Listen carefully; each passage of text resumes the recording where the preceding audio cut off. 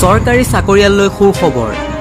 পূজাৰ বাবে 29 ছেপ্টেম্বৰতে লাভ কৰিব দৰমহা নমস্কাৰ মই ফিৰোজ আলমে দা ইউটিউব চেনেললৈ স্বাগতম জনাইছো তো বন্ধু বান্ধৱীসকল এনেকুৱা ধৰণৰ খবৰবোৰ নিতৌ পাই থাকিব হলে আমাৰ চেনেলটো সাবস্ক্ৰাইব কৰিবলৈ একেবাৰে নাপাহৰিব চৰকাৰী কৰ্মচাৰীসকলৰ বাবে সুখবৰ হিমন্ত চৰকাৰে কৰ্মচাৰীসকলক পূজাৰ পূৰ্বেই দিব দৰমহা আমি অতি গুৰুত্বপূৰ্ণ খবৰ জনাই আছো এটি ডাঙৰ খবৰ 29 ছেপ্টেম্বৰতে দৰমহা দিয়া হ'ব চৰকাৰী কৰ্মচাৰীসকলক হিমন্ত বিশ্ব শৰ্মাই টুইট কৰি কৈছে হিমন্ত চৰকাৰে কৰ্মচাৰীসকলক পূজাৰ পূৰ্বে দিব দৰমহা 2 অক্টোবৰৰ পৰা আৰম্ভ হ'ব পূজাৰ ছুটি এই মুহূৰ্তত অতি এটা ডাঙৰ খবৰ দিছো হিমন্ত বিশ্ব শৰ্মাই টুইট কৰি কৈছে কৰ্মচাৰীসকলক ভাল কামৰ প্ৰতি সঁহাৰি জনাই হিমন্ত চৰকাৰৰ এই ঘোষণা হিমন্ত চৰকাৰে কৰ্মচাৰীসকলক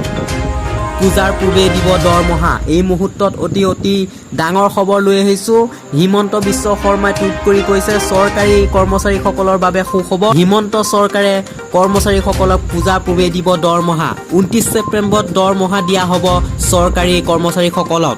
এই মুহূৰ্তত